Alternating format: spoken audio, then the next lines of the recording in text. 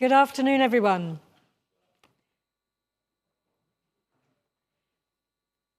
And welcome back after the lunch session to our session this afternoon on people, leadership and capability. We've got 3 speakers here this afternoon. One of them, Lauren, has to disappear to get a flight that has been rescheduled due to some nasty weather in Wellington. So when it comes to her presentation, I'll give her another couple of minutes so that she can answer any questions that come through on Slido. Otherwise, we'll hold the questions for the Q&A session at the end. So again, if you've got any questions, please send those through on Slido. And also remember to fill out the survey that was emailed with a link to you from Donna this morning in an email. So we'll get going, and I'm very pleased to introduce Greg Pollock from Ajit Consulting, who is going to talk about leading through a crisis or two. What I want to know is this: are any of them of his own making?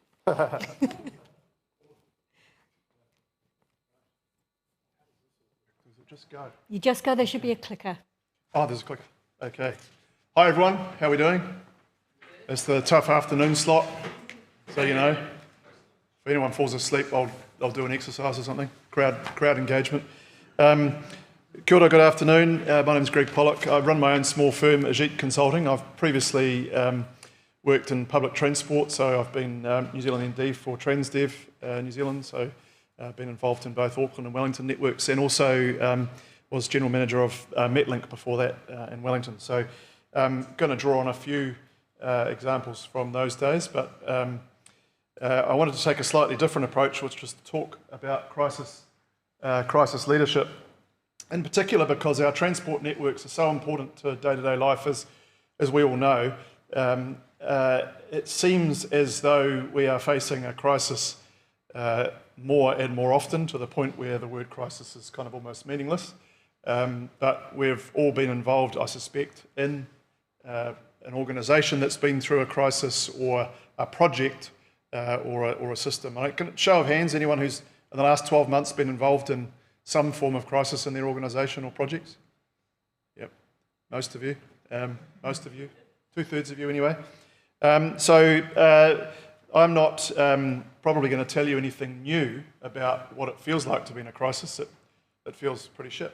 You don't sleep well. You don't feel like you're getting ahead on the key things that matter to the organisation.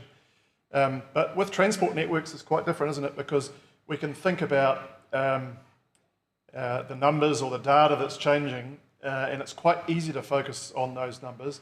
But in the end, what's behind those numbers are people who are trying to go about their daily lives, and those are the people who are also experiencing our crisis in real time. So I'm just going to talk a bit about how we bring experience to communication through a crisis, how we bring empathy, and ultimately how we can better solve these crises. So the first thing I want to talk about is governance and leadership. And by the time you're in a crisis, it's almost too late to be prepared. So you have to think about crisis from a governance point of view. It's something you can do in advance. You may not prepare for exactly the right crisis, but you are preparing your muscle memory, if you like, for how your organisation is going to deal with the crisis. Who's fronting it? Who's the spokesperson? What are the messages? Who are the key stakeholders you need to talk to? All of those things are governance activities you can do in advance. And we'd all like to have one crisis at a time, but unfortunately the world doesn't work that way, as we all know. In fact, I just wanted to, I put this up. This is from the World Economic Forum Global Risk Assessment. And apart from it's kind of a cool diagram, it shows all the different crises that are affecting the global community, the global economy at any one time at the moment. And I started to plot the impact that either public transport or transport and logistics can have on these. And in the end, it's so interwoven that the importance of good crisis leadership to the transport sector, I think, is incredibly important. I'm coming from a point of view of my firm does crisis management. We do government relations, public relations, and drawing on my own experience in leadership in the public transport sector.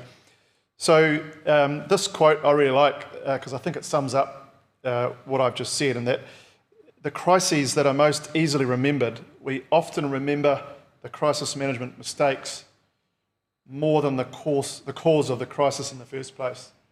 I don't know if that resonates with you, but it really resonates with me because there's some data that goes back a long way about good customer experience, where if a customer is attracted to your brand, they might have a certain level of loyalty to that brand. But if a customer goes through an experience which is negative, makes a complaint, and then you fix that complaint well, that customer is 6 times more loyal to your brand than the original customer, right?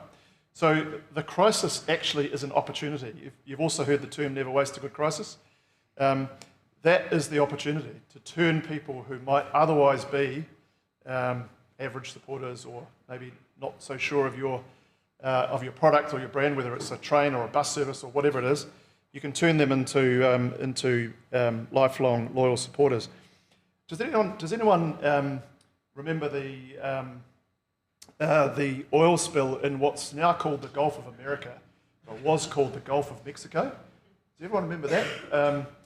You might remember it was BP was the thing exploded and the oil came gushing out, and Obama was under pressure as president. He was newly elected president. There was a guy. I'm just going to figure his name. Tony. Starts with H. I can't remember his surname now. But Tony was the CEO of BP, and you might remember he went on TV and he was being asked all these questions about the impact of the oil spill on the communities and what was he doing. And his response started, "Well, the Gulf of Mexico is really big. There's plenty of water to dilute this thing. Don't worry about it. I just want my life back. I just want you guys to stop asking." Does everyone remember that? I want my life back. So at this point in time, he's lost 11 staff, have died in the explosion, and he's destroying the livelihoods of all of these communities around the Gulf of Mexico. So that didn't go well for him, you might remember. So yeah, people remember the way you respond to the crisis far more than the actual crisis. In terms of crisis preparedness,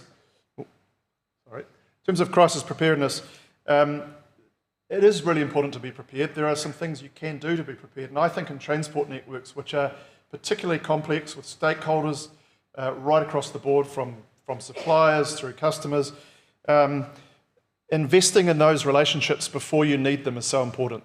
And my observation, I'm now working with an operator on the board of Transit Group, the New Zealand bus company, and our stakeholder relationships are varied and complex. And from a public transport agency point of view, it's the same thing. So we all need to invest in those relationships at the right level regularly to make sure that when a crisis does hit, we've got the right engagement. Not a one-off call saying, "Hey, we're having a problem, can we get your support?" It's too late by then. You also need to think about who's responsible for what, who leads, who's your spokesperson, what the crisis messaging is, and so forth. So there's just a couple of pointers. I want to come to the example of the Wellington bus catastrophe, which was back in about 2018-19. Just a few different headlines there, and I think when you look back on what was going on here, and there's been other things that have happened since in terms of driver shortages and other issues in the public transport sector. What was underlying all of this at the time, in my view, was an organisation that hadn't communicated well enough what was happening and hadn't listened well enough to what people really wanted from their bus network. So there were some pretty interesting headlines. We had MPs, one of whom's now the Minister of Transport at the time, getting a lot of emails. We had councillors getting emails. And every week, so I started in Metlink a little after this had happened, but while it was still happening, every week, at least once a week, we were the front story on the post in Wellington. So it does create a level of anxiety or focus in the team when you are under that level of pressure. I want to, it seems like you have to have graphs in a presentation at this conference, so here's mine, okay? Every presentation's had some good data and some good graphs. This is basically a 10-year, this is Metlink data looking at the overall satisfaction of people using public transport in Wellington across all modes. And this, where I've circled there, so what happened in 2018 and 2019 was satisfaction dropped from about 93% to 87%. You think, oh wow, most companies would go, hey, I'll take that. But the reality is that's probably about 10,000 people who are, maybe not doing a survey, but 10,000 people who we were leaving on the footpath, not getting to work on time, not getting home from school on time, whatever it was. So it's very easy to look at data and go, okay, all right, we're doing okay. But that was a real crisis. We were under pressure. And what we started doing differently was simply to communicate more often, get ahead of problems, and we started to listen to what people were saying. And you'll see after that, things bounced back to what has now been a pretty long run, period of 93, 94% satisfaction. The same you can see over there with timeliness. It's the same issue, but a bigger drop because that was seen as the big problem. The interesting thing is when you line up people's experience with the actual performance data, sometimes those two things don't match up, which tells you that people perceive what they want to perceive. So in terms of managing a crisis, this looks, I don't know if there's any Star Wars fans here, but that looks like a really good Star Wars kind of like sword fight, lightsaber fight. But this is not a graph based on data. It's just a concept, which is that as you start a crisis on the left-hand side over time, two things happen. So the desire for information starts high, and your ability to provide information starts low. And so you're already communicating from a point of real difficulty. And so what I think you need to do is to share information that is accurate, consistent, complete, and reliable. It's better to say you're investigating than to make shit up or to have a guess or to try your best to answer what you think the reporter wants to hear. And absolutely you should avoid mixed messages and also avoid mixing up your spokespeople because that really confuses people. And certainly backtracking can get you in hot water. I'm going to come to a formula in a minute, but before I do, I just want to get you to think about two statements I'm going to read. It's fictitious, but I want you to think about each one, and I'm going to ask you which one you think is better, okay? So here's the first statement. We apologise to our Southern Line passengers for this morning's stressful commute and any inconvenience caused. Our technicians are currently repairing the mechanical fault, and we have arranged for emergency shuttle buses to bring commuters to the CBD. While today's failure is unacceptable, it is an isolated event on a network that has otherwise maintained a 98.4% reliability rate this year. Okay? That's the first statement. All right? Just have a think about how that landed with you. And then... Hello. Does it work? Yeah. Okay. This is the next statement. While today's failure is unacceptable, it is an isolated event on a network that has otherwise maintained 98.4% reliability this year. We apologise to our Southern Line passengers for this morning's stressful commute and the inconvenience caused. Our technicians are currently repairing the mechanical fault, and we have arranged for emergency shuttle buses to bring commuters to the CBD. Okay, two options. Who thinks option 1 was better? Hands up. Who thinks option 2 was better? Okay. Number 1 wins the day, and the reason is that it follows this formula. I hope I didn't know that was going to do that. So, good crisis leadership typically follows a formula like this. First of all, concern. So, in that first statement, the concern was for the commuter. We're really sorry for what's happened to you. We know it's inconvenient and it's caused a problem, right? So, first of all, you're empathising with your customer. If you display that concern up front, it actually puts people at ease. Go, oh, thank goodness he's recognised my concerns. They feel like they're being treated like human beings. Then action. People want to know, okay, well, what are you doing about it? And then the final thing is, if it's appropriate, give some perspective. Hey, look, this is one event, and otherwise we've been running at 98.4%. If you do it in the wrong order, so all I did between those two statements is I gave perspective first. You've got to earn the right to give people perspective. If you don't earn the right, they will shoot you for it because it sounds like you're being defensive. Hey, look, this was just one incident. Don't worry about it. We're really good otherwise. So this CAP formula works well in crisis communication. The final thing, just some observations from me about the surprising things you learn during a crisis. The first one I'm going to comment on is that a great team, you reveal the character of a great team in a crisis.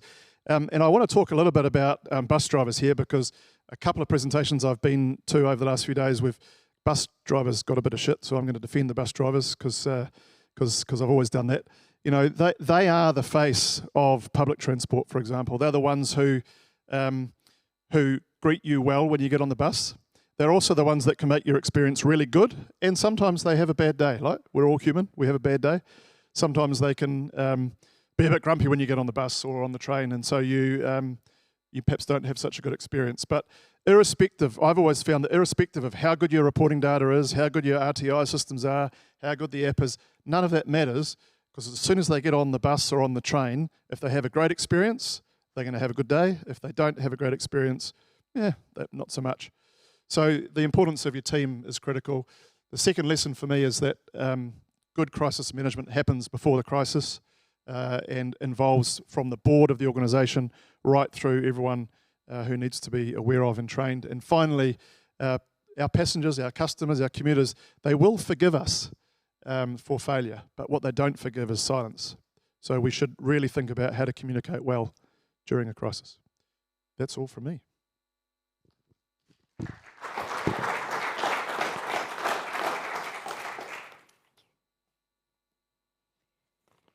That's great, and being a Wellington, you being a slightly ex-Wellingtonian, I remember the bus crisis that happened there, and there really was quite a lot of debate within the media and the community about what happened there over what should have actually been something quite straightforward.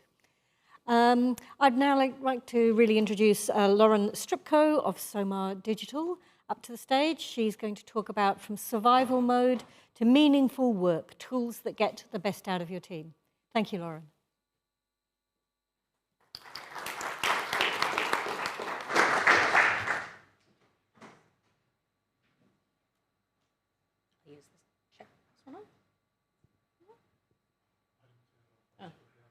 Is it working? Have I turned it off? Okay. It's not a fold-back speaker. That's so good. So welcome, everyone. Thank you. Like Fred said, the afternoon session is a little bit tricky sometimes. And I was actually frantically writing down some of your keywords, Greg, because there's actually a few bits that are really relevant to the examples that I give today as well. And that's probably not surprising considering that we've worked together in the past. So, but what I'd like to speak to you about today is a little bit less of full-on sort of crisis management and a little bit more of the sort of day-to-day management when things need to be looked at.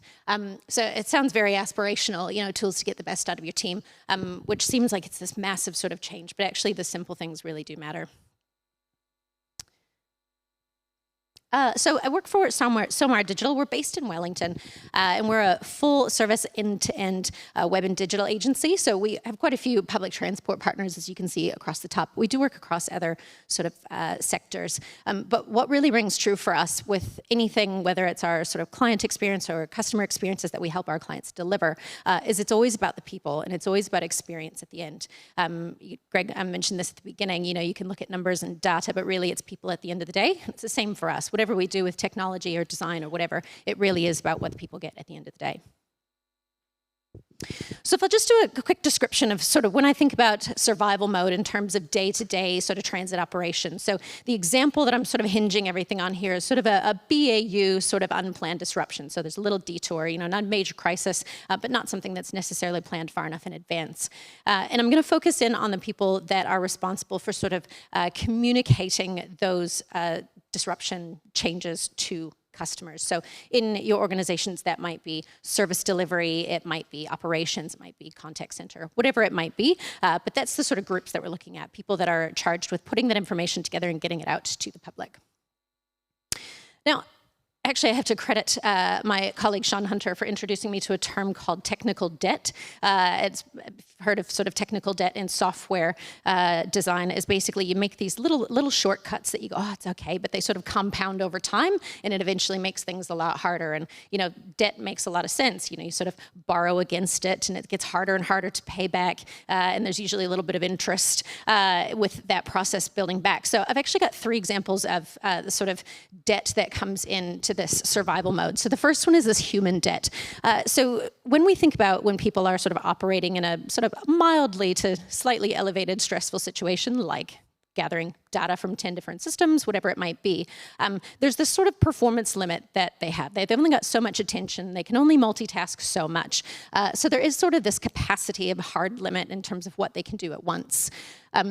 And we know that from sort of human psychology and performance studies that stress and time pressure does degrade performance. You probably know this if you've been sort of rushing to get ready in the morning, you're probably more likely to forget something. It's not an unknown phenomenon, but we sometimes forget about it in our working life. And interruptions have a hidden cost for productivity. It's much harder to get back on track than it is to just stay on track.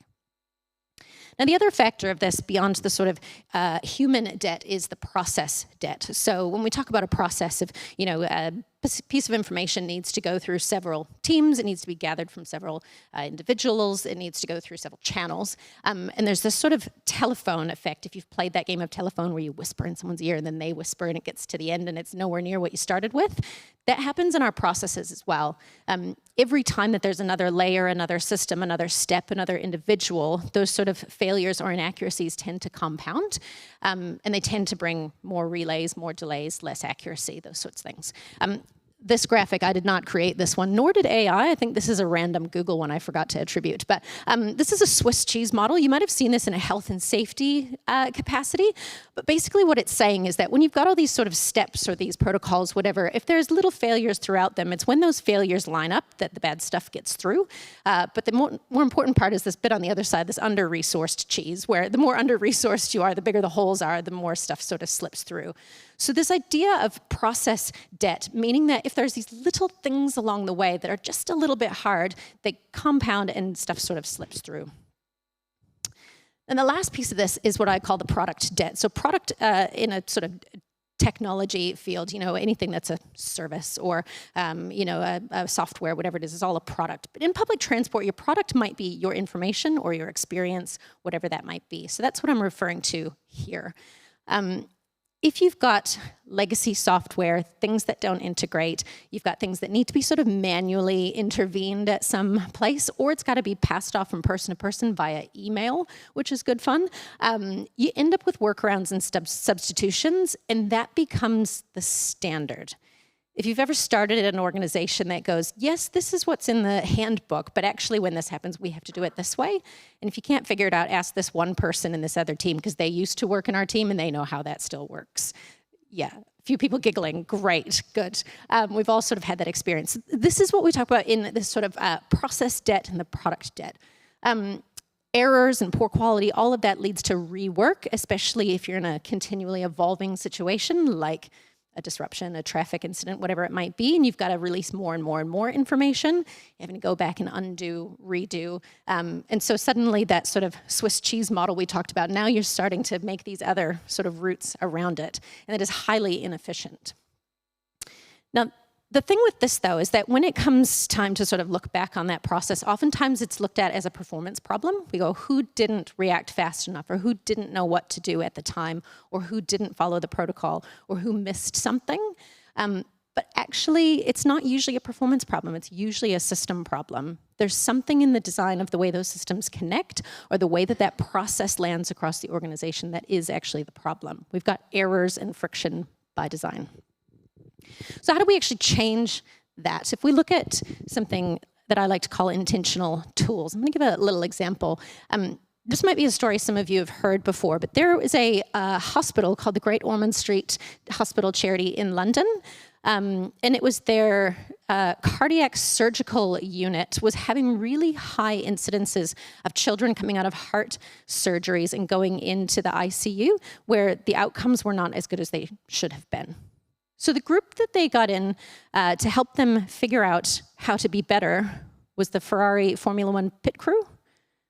slightly odd, a little bit different from the sector.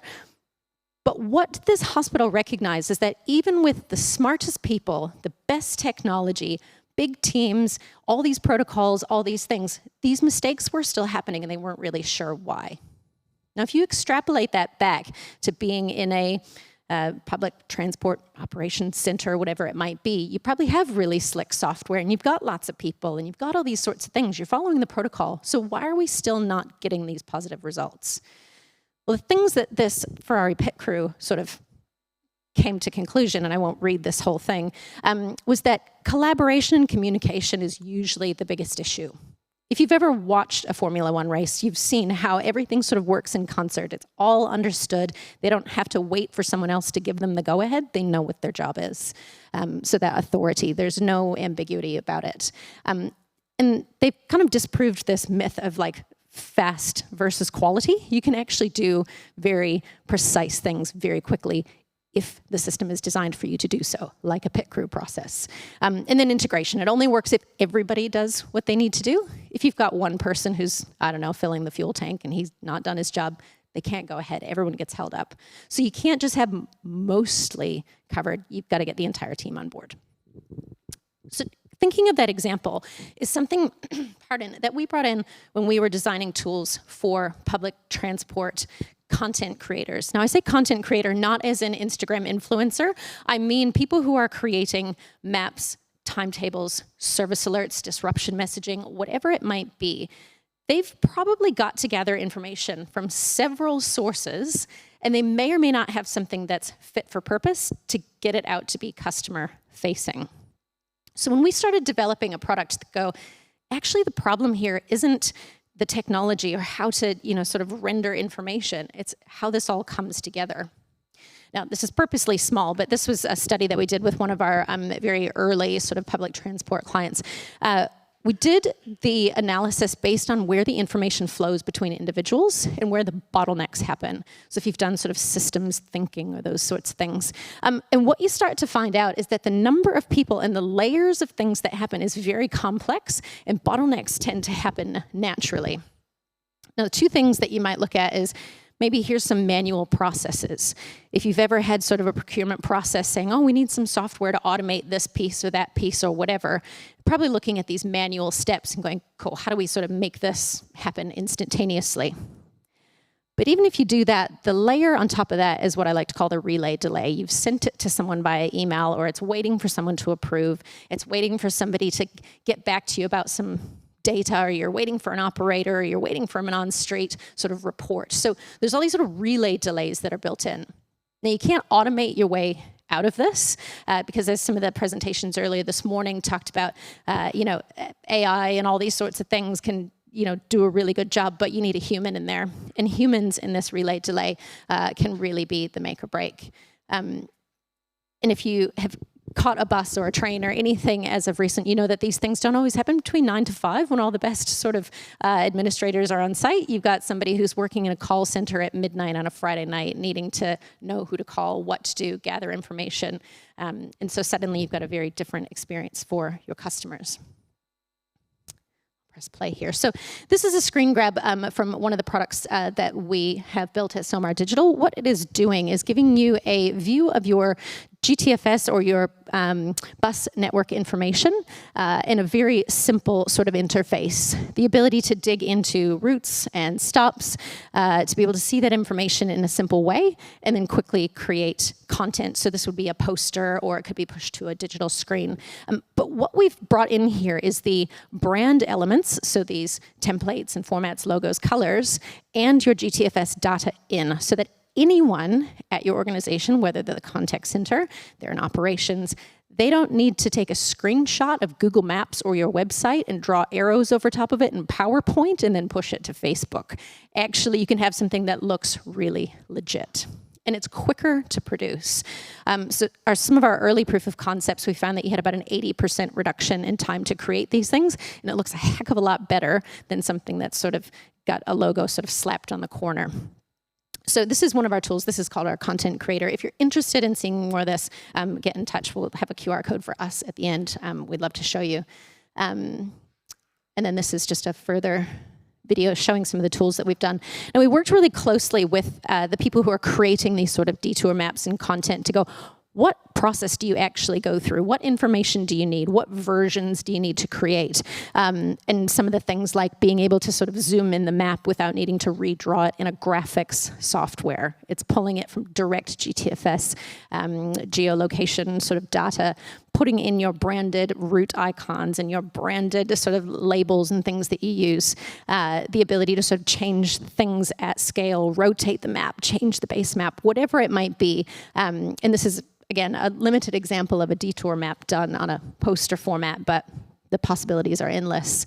But what we've done is looked at how people are creating this information and what they need to do quickly and what currently is hard about it. If you've ever had to draw a detour map and then they go, oh no, we need to zoom out further, you basically have to start over. And the data, you're sort of drawing lines and popping stops and things in. So we've gone, how do we make this faster and easier? Let's prevent that relay delay and let's take away some of that manual process. Now, sort of what does all this mean for meaningful work? Now, if you can imagine, you've got tools that allow you to do what you need to do much quicker and simpler, and it's less stressful, and what you've created is a much better quality product. There's a few things that are going to happen. Feel free to read ahead if you like. But the sort of initial benefit of being able to work that way to create something of quality at speed, it means that you've freed up a lot of time in your day. Especially these people that are sort of dealing with lots of little bits and pieces throughout the day, and they go, oh, I'd really love to help out with that project or that initiative, but I just don't have time. I'm just too busy day to day. And what a shame that is. You've freed up this capacity for them to do that. You've reduced that sort of cognitive load of going, wait, which way did I forget something? Where's the detail? And delivering that quality product to customers creates a sort of point of pride. If you are able to say, oh yeah, this is what I do day to day, and oh, that looks really good. Like, it actually makes a difference.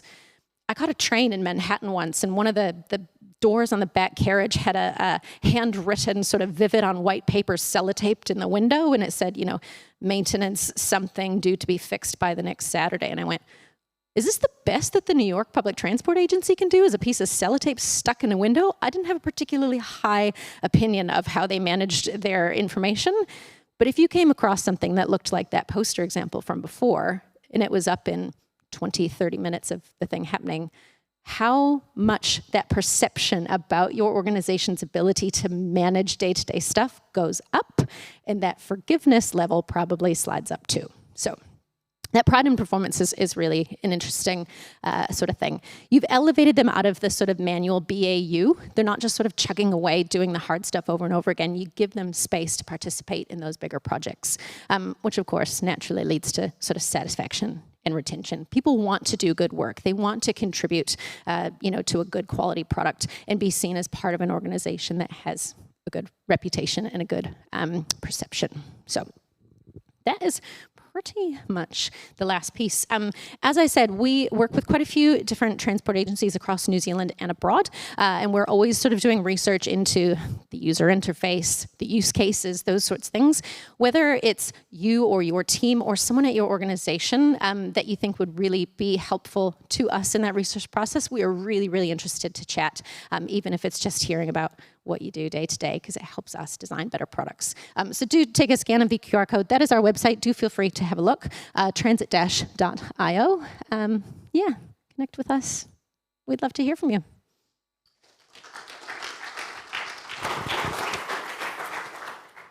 Thank you very much, Lauren. I haven't had any questions come in from Slido, but I know that you're rushing off to the airport, and I hope you don't end up in a crisis situation trying to get in Wellington. So all the best for your journey back.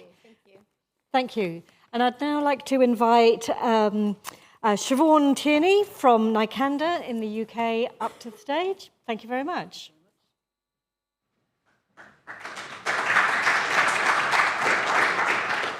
Hi, my name is Siobhan Tierney. I am a consultant over in Ireland, but I'm employed by Nycander, which are a UK-based software solutions company. So I've been with Nycander probably 2 years now. However, I come from a background from the client side. So I would have worked with Transport Infrastructure Ireland, so the National Roads Authority in Ireland, for 8 years, give or take, a couple of months.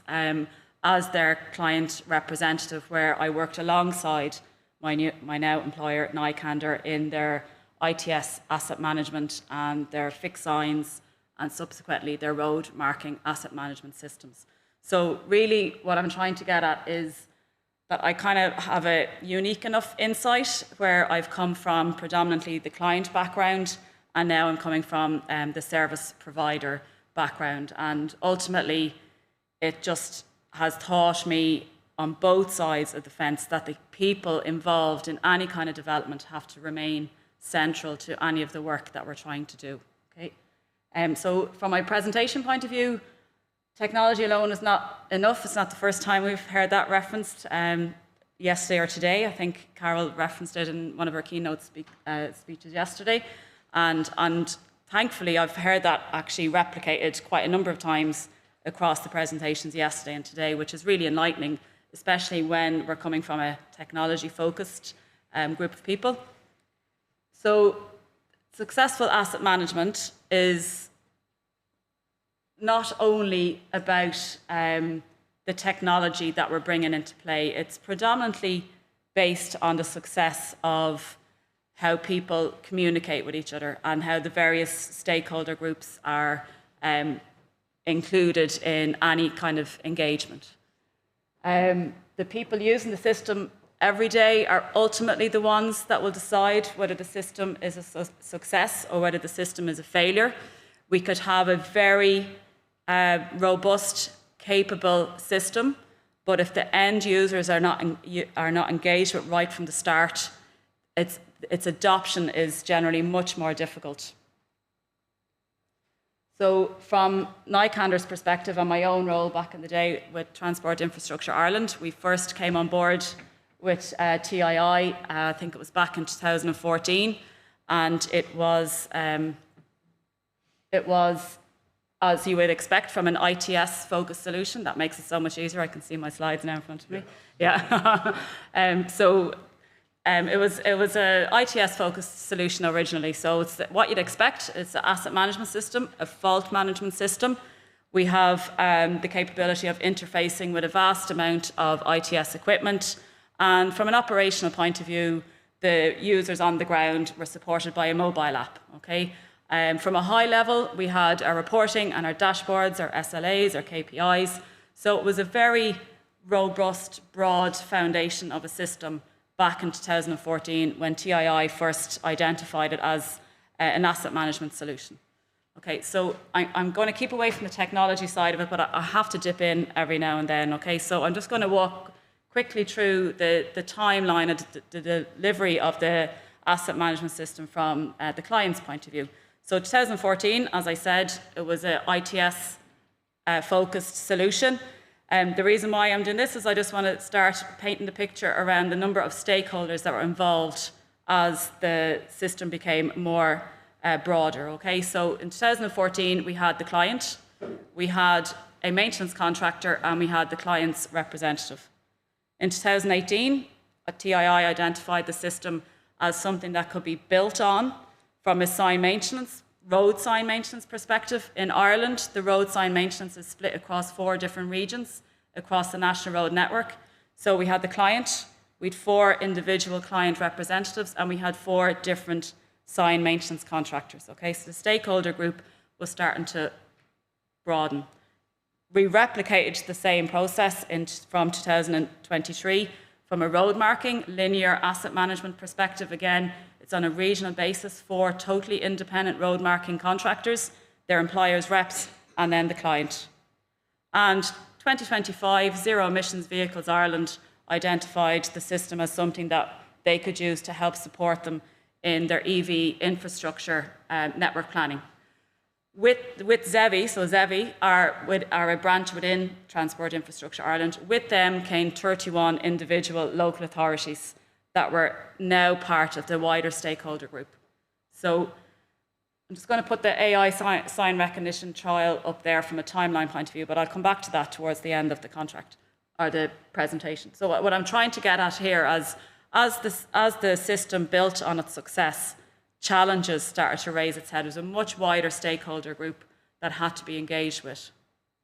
So the expansion of the platform was driven obviously by a technological need, but each new use case brought its own challenges, shall I say, in terms of stakeholder engagement. TII identified the solution as it wasn't an off-the-shelf solution. An off-the-shelf solution was never going to work for the likes of TII, so they had to use a solution that was willing to adopt, to grow, and to engage with the wider stakeholder group. So with the wider stakeholder group brings, as I said, challenges. I have kind of put them in this Venn diagram into 3 different buckets. So we have the employer's needs, right? So the employer and its representatives. The contractor's needs. Contractors already signed up to the works requirements. They already know what they have to deliver. They don't want a solution imposed on them. They want a solution that helps them to deliver their works requirements in a more efficient manner. And then there's the software provider who are keen to develop the system, but we also need to make sure that we don't impact negatively on any of our other clients, or that we ensure that the system remains scalable. So development is really exciting, but it does bring its challenges. But when all 3 of those key stakeholder groups are included in the communications and the correspondence, there's a shared success, right? So people and all of the wider stakeholder groups need to remain key to the whole development process. So my role as part of the client representative role was I had to introduce a change management process, but really behind the scenes, informally, it was a stakeholder engagement role. I held countless workshops, stakeholder meetings, user groups. The contractors ultimately are the ones using the system out on the ground. And in fairness to Transport Infrastructure Ireland, they were very keen to ensure that it was a contractor-led solution, while also ensuring that the high-level value was also achieved. All change requests, all engineering cost proposals, all very transparently documented and circulated to the wider stakeholder group.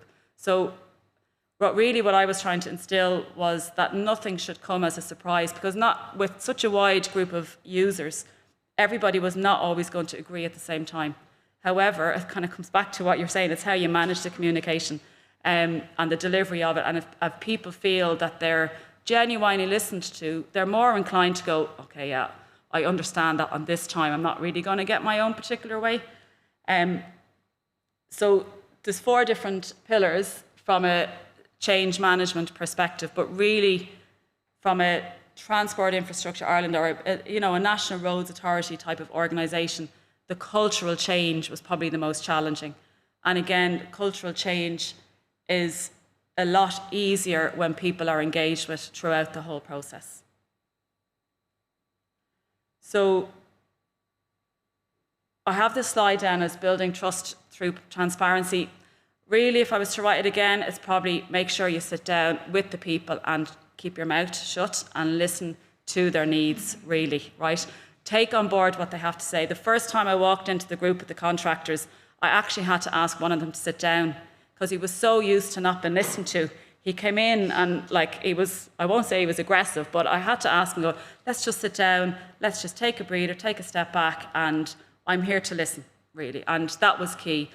Some of the contractors in particular they were cautious about the increased level of transparency. I think I could totally understand where they were coming from. They were afraid it was going to become a stick to beat them with because there's no hiding from it. But over time, they really bought into the process, and it became more than just an asset management or a fault management tool for them. It became a contract management tool. Their administrative workload was made easier, and if you can get the contract managers to not have to spend as much time doing the everyday admin stuff, you're onto a winner. If you can get the guys on the ground using a mobile app that includes and introduces efficiencies, we're onto a winner, okay? So if the solution doesn't work, sorry, just go back to that for a second. If the solution doesn't work for the people on the ground, it's an uphill battle. And in fairness to TII at the time, my brief, if you boiled it down, my brief was make sure it works for the guys on the ground, because your high-end reporting is you're not going to get the same value from a high level if it's not working for the guys on the ground. So at this point, we're probably looking at 2023, 2024. The system had become a very robust operational platform. The ITS in Ireland, we're using it as an asset management system. We had the road signs on the system, and we had the linear road markings, which are notoriously difficult to deal with from an asset management perspective. But we had a well-trusted operational platform, and that opened the opportunity to us as a service provider, because I was now on the opposite side of the fence. It opened the opportunity for us to start looking at where we could use technology to introduce further efficiencies to a system that the key stakeholders already trusted. Okay, so we did a AI sign detection and recognition trial, our pilot, towards the end of summer last year for TII, over a 14-kilometre stretch of road. The results of that were really, really interesting and really, really exciting in a sad, nerdy way, but they were really exciting. And on the back of that, then, TII have agreed for us to expand the pilot into a more comprehensive trial covering all the national road signage across the northeast region of Ireland. But first of all, we had to ensure that we had robust governance procedures in place. We had to perform a risk assessment to make sure it aligned with the EU's AI Act. And fundamentally, what we had to point out and emphasise was that human oversight and human expertise needs to remain central to any new technologies, and in particular the likes of AI that we're starting to introduce. So I'm going to play a very short video, or the guys up there are going to play a very short video for me. So this is one of our user interfaces that shows the results of the AI pilot scheme last year. That's the vehicle, that's obviously the vehicle driving along the road there. We can detect the signs, it knows it's a stop sign, it stopped at the junction, and then it detects a lorry passing by with, I don't know if you have Spar over here, but that's under the tree at Spar, right? That's it, after detecting that, and it thinks it's a road sign, okay? So it's after identifying that, and it thinks it's one of these RUS 003s, right? I am a signs nerd, I can't help myself, but I find that really funny. I gave this presentation or a similar presentation to somebody without any kind of infrastructure background, and they didn't get the joke. So I just think that, go back there a second. You can totally see where AI initially went wrong with this. You can totally see. But as service providers, we need to ensure that we provide a feedback loop to the users of these systems, because ultimately the humans remain responsible for the outcome. We need a mechanism to ensure that the humans can teach AI when they've made a mistake, to ensure that they don't make that mistake again. So we are well into our trial for the Northeast region, and it's already been identified that we need to ensure that we provide a mechanism for the users to correct AI when it's wrong, and then as service providers, we rerun the algorithms and train it, so the next time, hopefully, they shouldn't make that mistake. I keep referring to AI as a person, or I don't know. Okay, so I'm nearly there. I'm kind of going back on old ground again, but really the bottom line is for innovation to be successful, it has to be built on trust. Stakeholders have to feel that they have skin in the game. Governance arrangements, especially with the likes of AI and new technologies, has to be put in place right from the start. And ultimately, human expertise remains essential and remains central to the whole process, okay? So my key lessons learned: technology alone is not enough. Stakeholder engagement is key. However, it shouldn't end at the implementation stage. We all know from what we've seen over the last couple of days in the industry that we work in, that innovation is necessary, it's key, or we'll just be left behind. And trust creates the condition for those innovations and those successes.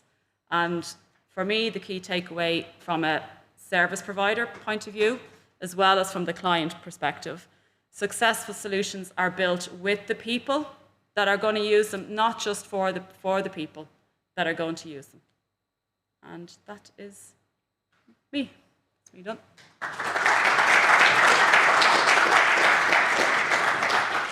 very much. If you'd like to come and join us up here for a bit of a Q&A session, that would be great.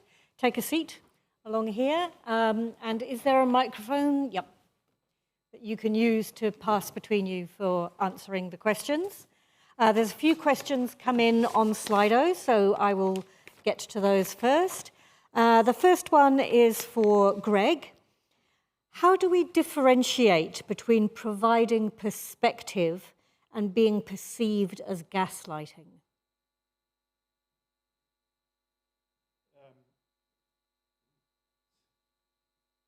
That's a really good question. I don't know how to make this go. This is really complicated. It's going now. If you it's hold going? it closer to your mouth. Hello? Thank you. Is that working? That's it. Hi. That's working. Wow. I think perspective is more describing the facts of the situation, whereas gaslighting is telling people what they're experiencing is wrong. I'm not an expert in gaslighting, but Carol's nodding. yeah, I think that would be how I would differentiate it. I think if you're giving people perspective, you're trying to create context for this event and why it's happened. You're not trying to hide from the fact that it's happened. I think gaslighting would be trying to push the facts in a different direction. Yeah. Thank you. A question for you, Siobhan. How critical are tech or discipline-specific skills on the client side for a successful implementation? I would say extremely critical. From my perspective, I was managing one of the design maintenance contractors before I ever got involved in specifying what direction the development of the asset management system had to go in. So really, I understood technically the workflows of the contractors. I understood from a employer's representative perspective what was required. So if you have someone without that technical ability been parachuted in, they probably get there at some point, but I think they potentially can miss an opportunity to really point it in the direction based on the user experience. So yeah, I would say significantly critical. Yep. Okay. A question here that you both can have a go at answering, please. What are your thoughts on managing opposing customer priorities? Because I have the mic, I'll answer first. What are my thoughts on it? I'd say it happens a lot. I think it happens, and I think it's healthy. You know, it's really important that people can sit around a table maturely and discuss their opposing needs. And more often than not, if they are given the space to actually discuss it and express it, they tend to meet in the middle. That's my experience. Yeah. Yeah, it's a really good question. I think I agree with what you've said, Siobhan, and I think the other thing is people, honesty is so important, isn't it? If you can explain to someone why they're not going to get, I think you said this before, why they're not going to get the thing they want, and you explain it honestly and you explain rationale and you've listened to them, people are more likely to accept it. I think we always have these competing customer needs. Sometimes often on infrastructure projects, for example, you're developing a concept for whether it's a new public transport route or a new road or a new part of the network, whatever. Those customers actually don't even exist yet. So you're trying to make decisions for them based on what you think they might want. So that's often more difficult because you don't have someone in the room to voice that perspective. So yeah, all I can say is that it's always worked best for me when people trust each other to speak openly and try and resolve issues. But I think when you can't meet someone's needs, you just got to front up and be honest about it. Yeah, thank you. And just by the way, to confirm, ITSNZ will be sharing a PDF library of all the presentations that have happened here. It will come to you as a link in an email next week. Okay. Quick couple of questions for Siobhan. Has there been a measurement of savings or economic benefits so far from the asset management solutions? Yes, I don't have the stats off the top of my head. However, when I was on the client side of the fence before the asset management system came on board. TII had quite a robust asset management or asset inventory, although it was spreadsheets, and there were quite good workflows. But as a contract manager, if I was putting task order work together for the maintenance contractors to go out and replace assets, it could take me 4 or 5 days of work going through the images that they send in, going through the asset, the cost of replacing those assets. And after Nicander's asset management system was brought in and fully implemented, the end user can do that in a good morning's work. So that is quite a time saving. And we've already started to see some of the fruits of the AI sign recognition trial, where we have contractors going out and videoing the entire National Road network. And as part of their contract requirements, they have to validate their asset inventory on the asset management system, which can take a ridiculous amount of weeks, but it's in the contract, so they have to do that. And now with the AI sign detection and recognition tool, we're actually in the middle of the trial, and already the time savings is really, really exciting. Yeah. If you haven't answered that already, what was the typical workflow after the signs had been captured by AI? So the typical workflow, it was during the AI pilot, we manually trained the model. So we went through, we used 355 assets within the study area, and we had a couple of thousand images that we manually trained. So that was the first iteration. As part of the trial that we're in now, we're now on version 17, right? So version 1, 2, and 3, I think, were manual, where the workflow was, we were trying to get AI to do everything all at once, go out, detect the sign, classify the sign, categorize the sign, everything. And now we do, on version 17, we do a high level. First of all, is it a sign or not? If it's not a sign, we're not interested, and it's really exciting, and I think it's going to bring in huge efficiencies. Yeah. Thank you. And a question for me, and reflecting back to Carol Schweiger's presentation as an opening keynote in the first day, how do you consider accessibility, both in crisis situations and also in your stakeholder engagement and so on? Particularly in the crisis thing, does that fall away? How do you make sure that the communications that you're giving out in a crisis are accessible to everyone? I think I'll reflect on a guy I got to know quite well when I was at Metlink. He worked for the Blind Institute, Blind and Low Vision Institute, and he would come in regularly and remind me how badly we'd done things on whichever occasion it was, and he was always right. We'd missed something, or we hadn't communicated something well enough, and so him and his colleagues in the blind and low vision community suffered more than anyone because they couldn't get where they needed to go. So I think, again, it's like there's common rules of humanity, really, which is think about the people on the other end of your service. And when we forget to do that, or we put ourselves in our own perspectives in the shoes of the person we're serving, and we think that they're like us, everyone has got different needs and different requirements. And public transport in particular, I think, has a far higher bar in terms of needing to be accessible for far more people. So again, it's just having the humility to listen to what the people are saying to you. As a result of my regular performance review with this guy as to how we were doing, I think the whole team, some of the team might even be in the room, I think we started doing a far better job, not just with blind and low vision, but by listening to people with different accessibility needs. I'm not sure if that answers your question. Yeah, thank you. I have nothing to add. I think Greg hit the nail on the head there. It's listening to people and remembering that they're people, really, especially in a world full of teams, that you forget. You see people from the shoulder up, and you forget sometimes that they're actual people behind it all. Even though we might not necessarily be public facing, we still shouldn't lose sight of the fact that we're dealing with people at the end of the day. Yeah. Thank you very much. Join me in thanking our presenters.